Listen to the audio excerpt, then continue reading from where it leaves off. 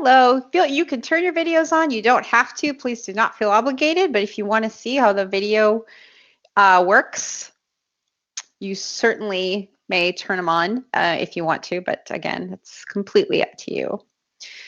It's 1 o'clock my time. I'll start in a minute.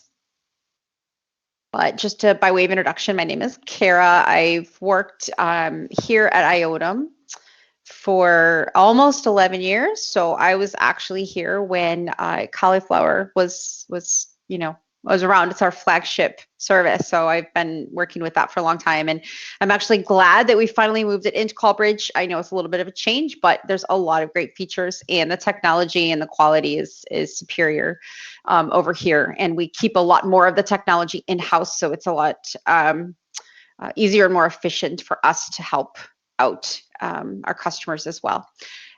So we are in, I'll just go ahead and start. So we are in, I've put it in question and answer mode. There's a couple different modes that we have. We're truly working up to be a full fledged webinar service. So, for smaller internal meetings, we just leave it on conversation or open mode. So obviously in the world of teleconferencing, that means everybody can talk, everybody can participate. But in the screen sharing and video world, the open mode allows access to everything. So you can turn your videos on, you can do screen sharing, you can upload documents, you can do all of that, you can chat. I restricted a little more. We're in Q&A mode, but you can unmute yourselves. So I haven't completely locked you down. So if I'm going through anything and you just want to say, wait, I didn't get it, go ahead. It's a smaller group today, so that's fine. No problem. You have restricted access as well to some of the fields. So, for example, if I had a PowerPoint, you couldn't advance my slides and that type of thing. We don't want to give people too many rights over the call. And then we have what's called webinar mode, which fully locks down the call. So that would mean things like I would be the only one on screen. You wouldn't see little panels of people across there, and you would only allow the presenter the ability to go through the content, etc. So we have those 3 modes that you can use in the service. So I think let me just quickly flip into just very quickly highlight the differences just by doing a screen share here in Callbridge and Calliflower. Some things you may be obvious, some things may not be, but let's just kind of quickly go through these. And our support staff, fortunately, has been here a long time as well, so they're all also very in tune to how Calliflower worked and how Callbridge will now operate, so they can go through this with you. But just to highlight a few things, from a terminology standpoint, I think you were used to hearing, please enter your conference code when people joined. Now we've referred to it as access code. It's the same thing. It's that static code that you distribute to your participants to get into the audio call, obviously not into the web meeting. That's all very different. If you ever used our star key commands to initiate some different modes, those have changed. So, please note these if you need to, especially I think record, you'll want to note that that's *9 on your telephone. Now it is not *7. So, make note of that. There is a big difference in the billing. I think it's better. We bill, it's very clean, first of the month to the last part of the month. So you will now get your invoices on, February 1st, March 1st, April 1st. And that will be for the subscription for the upcoming month, and if applicable, any usage for the previous month. So much like a cell phone or mobile phone bill looks like, that's how your Callbridge bill will look like. If you have specific questions about your invoice, we're happy to go through that with you. Just let's take that up with support or me after this webinar. We can go through that. One thing that is very different is that everybody has a very specific and unique login URL. We did send that to you in email several times, but if maybe it went to spam or you had an old email address, if you don't know your customized login link, please get in touch with us after the call so that we can give that to you. So it will be something like abcconstruction.callbridge.com, or johnsmith.callbridge.com. So it's whatever you want it to be, and then we append with that callbridge.com. So that gets you to your organization and allows anybody logging into your meetings to join your calls. You can change it, and I'll show you where the administrator console is and how you can change it, because a lot of the ones we came up with are just ones that we had to grab out of thin air to give you something, but feel free to change those. Just understand that that impacts some of your meeting details, and I'll go through that as well. The dashboard obviously looks different. If you've logged in, you probably saw that. Frankly, the Callbridge one is much cleaner. It's much more representative of what you would expect a video and content sharing solution to look like. There are differences in scheduling the calls. Just again, it's more of a formatting than any type of feature-driven change. So I would suggest just trying that out, going through and scheduling a call. One thing I know that was a very big deal to Calliflower customers that does operate a little bit different on Callbridge is the closed code option. So on Calliflower, you were assigning a code to everybody, and they would enter just that code, and it would kind of tie them to their name, and you would see who they are. And it was a great way to make sure that only specific callers got into the call. So we do have that on Callbridge. It's set up a little bit differently, but it is the same. It affects the same thing. So you're giving people a unique passcode in order to have them join, and it references their entry into the call and nobody else's. So I'll go through that when we get to that part of the dashboard. Obviously, you can have an online meeting room with video conferencing now, which you couldn't on Calliflower. And I also know that on Calliflower, it was possible to upload documents and content before the meeting started. On Callbridge, you can only upload it for the meeting that is either you're starting on demand or 15 minutes before a scheduled call. This is something on our roadmap to change. We are going to give you the ability to upload content into kind of like a holding spot prior to meetings. It's just not quite there yet, so just know that it's coming. So those are kind of the differences. And if you don't have that link, I'm going to go back and I'll pop it into the chat. So there's that. And Maria has a question. Okay. That's a great question. Okay, Maria, that is very good. So if you do need to see the screen larger, you can hover. Am I still sharing? Yeah. So if you hover over the screen that you want to see and you click on that little pin, you'll be able to pin that particular screen to the middle of the console, so you can see that as the main content. That should help. I'm sorry, I didn't see that question before. So again, just hover over my screen, unless you want to see somebody else, and then go ahead and click that pin, and that would be the main content of the screen. So yeah, thank you. That was a very good question.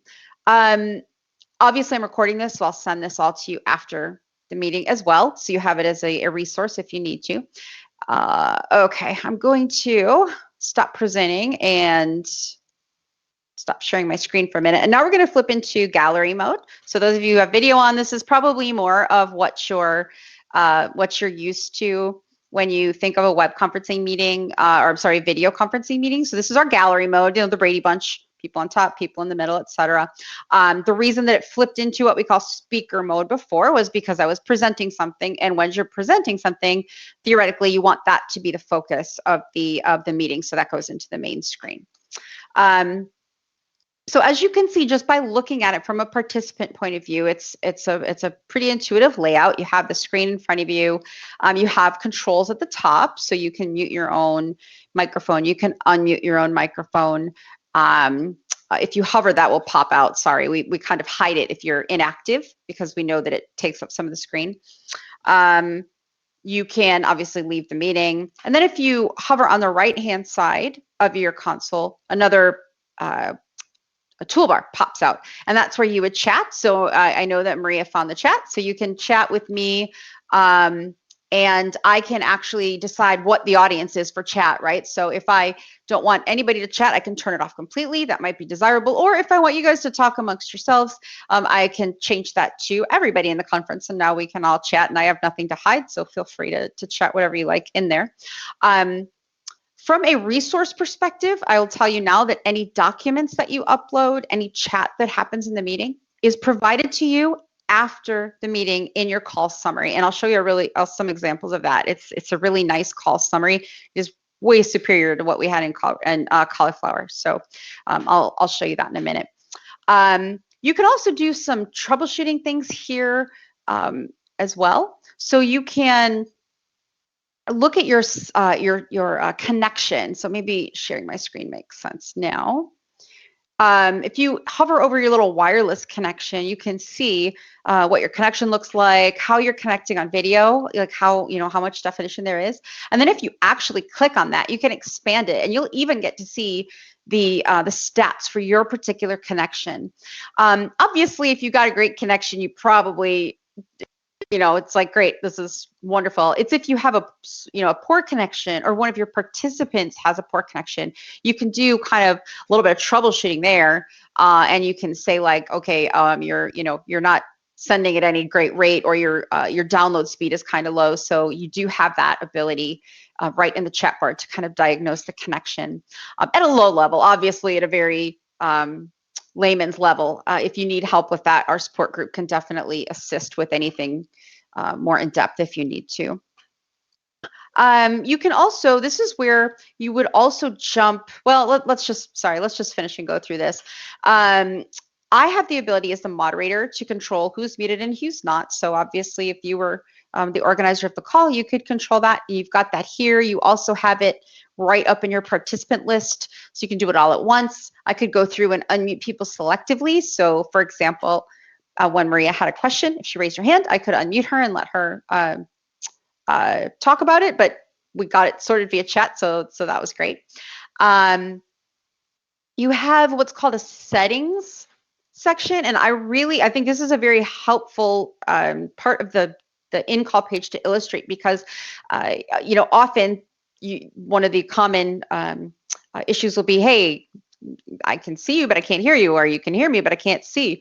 Here's where you're going to see exactly what your desktop or laptop is picking up to project into the meeting. So, for example, if you've got other microphones and it is selected on the one that you're not using, that would be the reason they can't hear you. If you can't hear, maybe it's not picking up your headphones. And of course, if you've got more than one camera, you want to make sure that Chrome or whatever browser you're using is picking up the right camera. And you can also control your camera. So for example, if you're in kind of a low quality, low bandwidth area, or maybe you have kids in there like playing games or something, or school, right? Online school, and you need to transmit at a lower rate, you can do that. And so if you wanted to, drop down to 540 or 360, you could do that, and that should improve the quality of the video as well. So that's your settings. Next, let's jump into the dashboard, the user interface, because that's quite different than Calliflower. So this is what everybody has behind their login. And again, if you've not logged in, if you haven't been successful, please reach out to me after the meeting. I'll send my email and chat to you. This webinar one is not my email. It's just a webinar hosting email I have. So I'll send that to you. Please let me know if you haven't been able to log in. We want to make sure you can log in. Just quickly to go through what you can do here. You can start a call. This doesn't have to be a video call. You could start an audio call right from your browser. If you just want to have people, dial in, and you want to sit at your computer and not pick up your phone, you can start this. This also will start a video call, or it will start a screen sharing session. It's meant as the like the one tap on demand button. So we do this all day long at work. We say, hey, can we just jump into a call? And great, then we log in and we give people their online meeting room and we jump in and have our discussion. Because Lord knows we schedule maybe 1/10 of our calls, and everything else is like just, off the cuff. So that's the on-demand button. And then you have a list of dial-in information. These are going to be your dial-in numbers, and you're going to have a really long list of these. Okay, so if you needed somebody to have a number in Brazil, and I suppose you're probably used to that in Calliflower. We have a long list of numbers in Canada. We've got a long list of local numbers in the US, but we also have quite a few international numbers. Please grab from this list. We moved most Calliflower numbers over, but we did not move all of them. So if there was some outlier that had, like 2 people using it in the last 4 months, we didn't bring it over. There's no need. We have the location in Callbridge already, so please find it in this list of dial-in numbers. And there's multiple places you can find these numbers as well. So that's they're all integrated, of course. Anybody who dials that number and enters your code will join the meeting. Via phone. We could have people calling in on the phone if they wanted to. So, they would just join audio. They couldn't hear anything, or they couldn't see anything I was sharing, but they could hear everything. We've put some helpful information right up here. So this is your primary dial-in number. All that means is it's the one that you see on the dashboard and that will automatically default as the one on your invitations. Okay, so you can change that at any time. It doesn't mean that other numbers won't work. It just means that that's the one that shows up. And then your conference access code. Okay, so this is the static code that you can use to do ad hoc calls, etc., that you can just distribute to people. And then, of course, the moderator pin. We do not display it on screen for privacy reasons, but it's there if you hover. And that's what you, as the organizer of the call, would use. And I apologize, I can't see the chat. So if you're chatting, I'll, once I flip back, I'll look and answer the question, but I can't see that right now. Sometimes I have people jump in and help me monitor the chat, but I don't today. So it's just me. This next URL, this is unique to Callbridge. It's your meeting room URL. So this will get your participants to your meeting room, to the meeting room we're in. Obviously, you clicked on this meeting room and joined my call. You all have your own. So anytime you want to start a call, you can really just copy and paste that, send it off, and join. In Chrome, in Firefox, in Safari, we have apps. I'll show you where those are in a minute. So you can join at any time for a video, screen sharing, or an audio session. We put that in a nice handy copy details button. So if you click on this, all your details are copied and you can paste it into a meeting invitation, an email, a Slack message, whatever makes sense for you. Over on the menu, so if you pop that out, I don't know if you saw where that was, it's right here. If you pop this out, a couple of important things to highlight. Number one, as I mentioned, we've got apps. So we have obviously an Android, we have an iPhone app, we have an Outlook plugin for you if you use Outlook. And if for any reason you do not want to use a browser, you can download the desktop apps as well. So those are all here. Your address book we've imported over from Calliflower, so hopefully that's all there for you. If you click on it, you'll be able to see that you can do much of what you would expect you can do in an address book. You can set up groups. You could import if you've got more people. You can add contacts, etc. You can also add them on the fly during the meeting, but that just gives you a way to be proactive, so you can quickly pop them into the scheduler.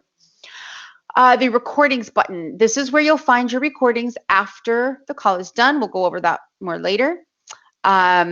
If you need to get to support, this is great. Click on help and you'll get to our support page. That will give you the phone number to call. It will give you a huge list of articles. It will give you a place to enter a ticket. So anytime you're having issues and you need to, go ahead and click on that, and we'll get you some assistance.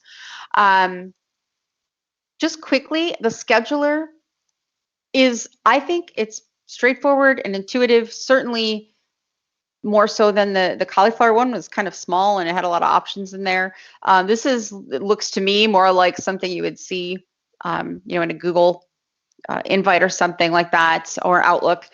You can do the title change up here, set your date and your time.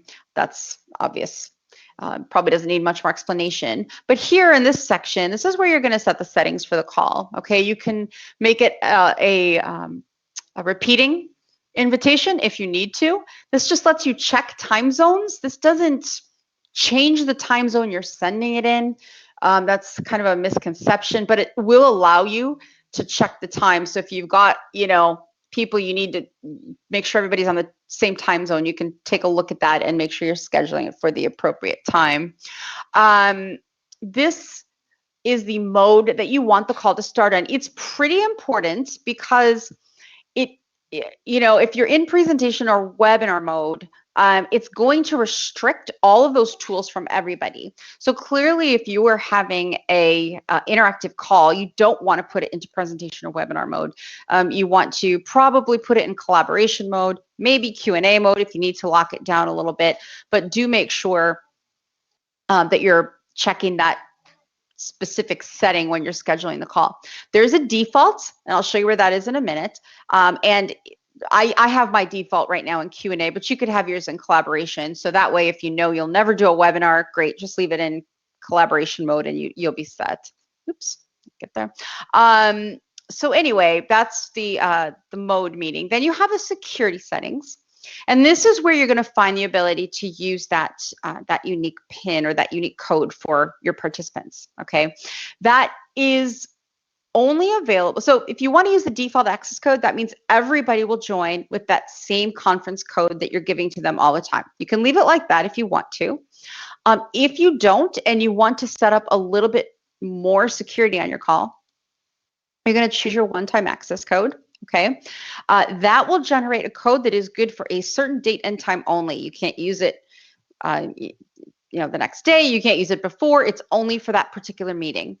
And you can further refine your security settings to decide, do you want to have everybody enter a shared conference code? So that really just layers the security on top of it. So your access code might be 1, 2, 3, 4, 5, 6, 7, but that security code might be, 9424 or something.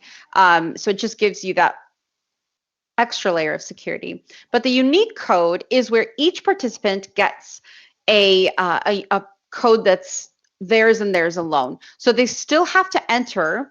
They have to enter that passcode. They have to enter the one-time code, but then they'll enter their unique 4-digit passcode that they get.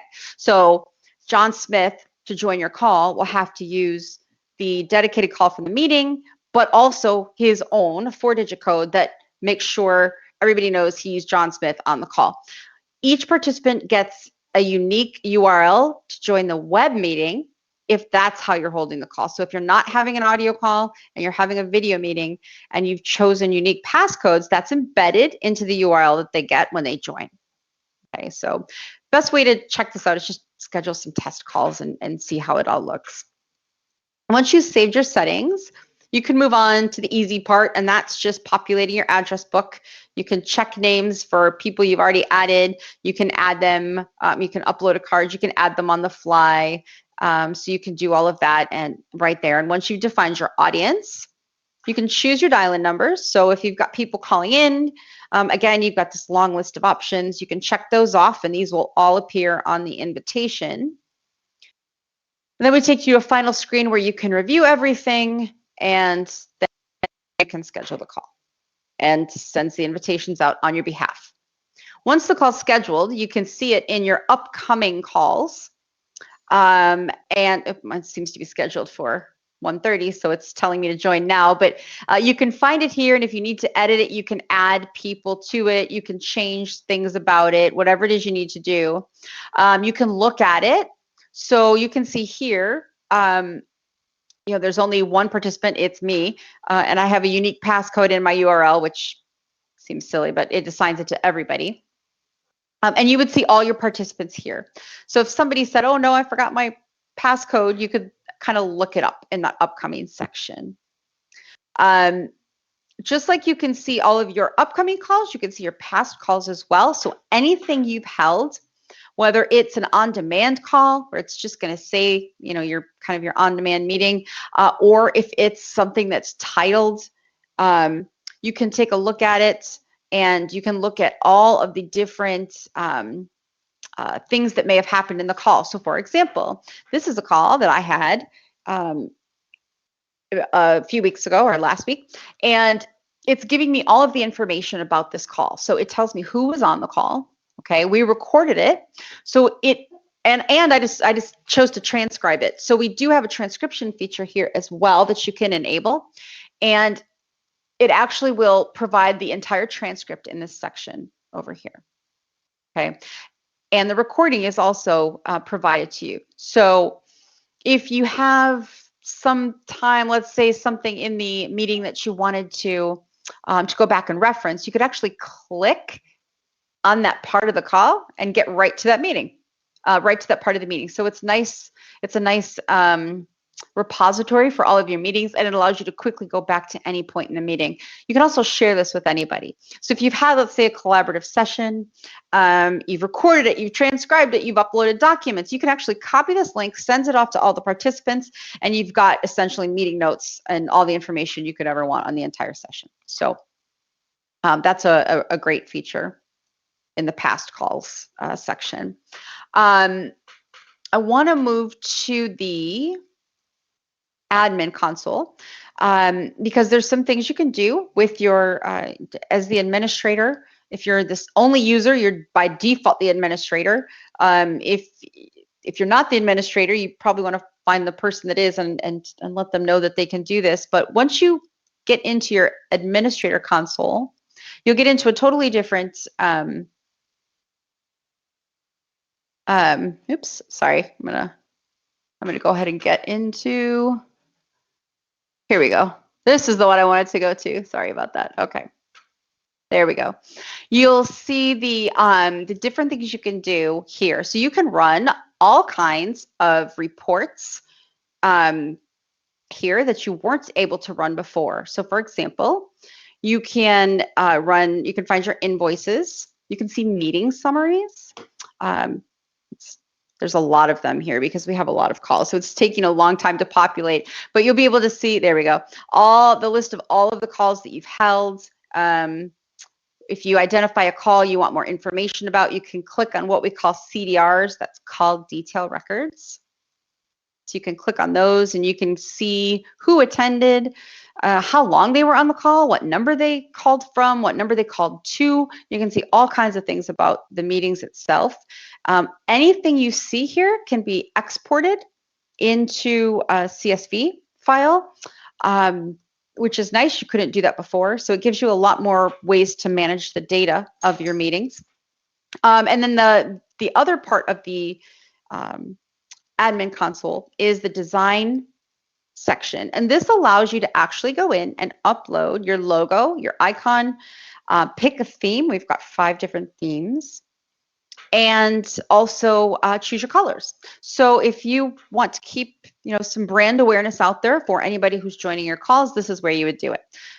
Changes are immediate, so you can go in and do your uploading and save it, and then go right back to your dashboard and see how it looks. It's a really nice way, and there's no additional charge for any of this. Nothing that I'm telling you is going to cost you anything more. We've included it in your plans in Callbridge that we've moved you over to. So that's a really nice feature in terms of the admin console. Okay, so let me come back to, I got some chats here. Okay, so I'm gonna go back and look at the chats. Let me, okay, if you have specific logins issues, we'll take that up after the call. Here's my email address, and let's make sure we get you logged in. Just send me a note, say, this is my email address, help me log in and I'll get you all that information. No problem. Is the URL different? No, the URL is the same for Chrome, Safari, Firefox, the same for everybody. You just pop it into the browser and join. It's no different. The maximum number of participants. So the plan that you're on, you can have up to, there's a couple different limits that we want to talk about. Number 1, video screens. You can have up to 30 people on video at one time. And what happens is this first screen maxes out at 25 screens. As you can imagine, they all get smaller and smaller. And then if you have those other ones, it's a pagination. So you click on it and it'll move you over to a second page and you'll see the other participants' video screens. You can have up to 100 people join the session online. Okay, so what happens is you've got 30 active screens, so 30 videos, but then you have other people and they just look like the panels here. So, you know, where it says SD or MA, they can't turn their video on. They can see everything. They can see everything that's happening. They can talk. They can raise their hand. They just can't turn on their videos. So that's a maximum of 100.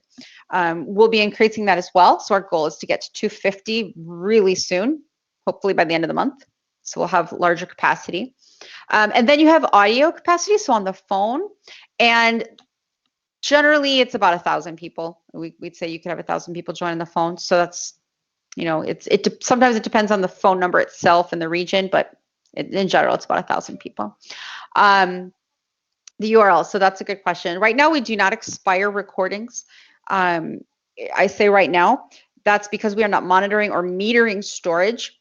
We're not capping. You'll see if you, if you look at Zoom or if you look at GoToWebinar, you've probably got a certain amount of gigabytes included in your subscription. Right now, we don't have a cap on that.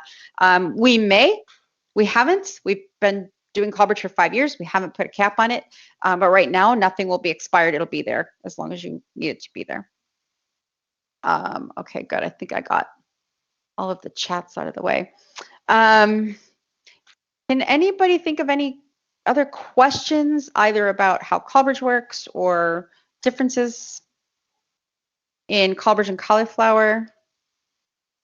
Oh, polling. That's a good question. I actually could talk a little bit about roadmap items because you're probably wondering if you see some features that aren't here, what about those? So polling is a good one. We have polling on our roadmap. It's not on the immediate roadmap or priority, I should say. I would suspect that puts it maybe in Q3 or Q4. So I don't know about people calling in because we haven't built it out yet. So we'll figure that out when we launch the feature. Some things on our immediate roadmap will be blurred backgrounds and then background screens. So that's good. I'm currently in a place where my dogs are always walking behind me and doing things. I'd love to have a blurred background. That's coming up soon. So I hope by the end of the month for that. Breakout rooms is another item that we have on the near roadmap too. So you can, if you're doing an education like a seminar, you could put people into different rooms and then bring them back in. So that's on there. Trying to think. I know there's more. You can always request a feature. Chances are people are requesting these same features. Oh, we do have a whiteboard. Thank you, Vanessa. That's a good one. Yeah, we do have a whiteboard. You can use it. If you want to click on that draw button up there, you'll be able to see the whiteboard. I don't use it often, but you could if you wanted to. Whiteboard, it's there. We just launched, I don't think it's rolled out yet, it's in our staging, the ability to whiteboard on a shared screen. So for example, if you're on a website and you're doing some type of mock-up or something like that, you'll be able to whiteboard on that and then save that picture and distribute it to the participants. So yes, that's a good question. We're really rolling these features out fast and furiously because there's, as you see, this is the trend: online meetings, education, everything, and we really want to be the competitor out there. So we're rolling that out quickly. Any other questions you could think of about features coming up or logging in? Please, like I said, send me the email. I'll make sure you can get your subdomain, your URL set. Make sure you get to log in and get all these features. And otherwise, I guess I'll end the meeting. I'll send you the recording after the fact. So if there's a part you want to go to, you'll be able to, again, look at that page and jump right to that part. You won't have to fast forward or back up. Just go to the transcript and click on the part you want to get to, and it'll take you there. So that'll be handy. And I hope you guys like Callbridge. I hope it's an improvement for you once you kind of get over that initial change. I know change is the negative, but we think it's a great product, and we're looking forward to having you experiment with it. So thank you so much for coming, everybody. Have a great rest of your day. Stay safe. Bye-bye.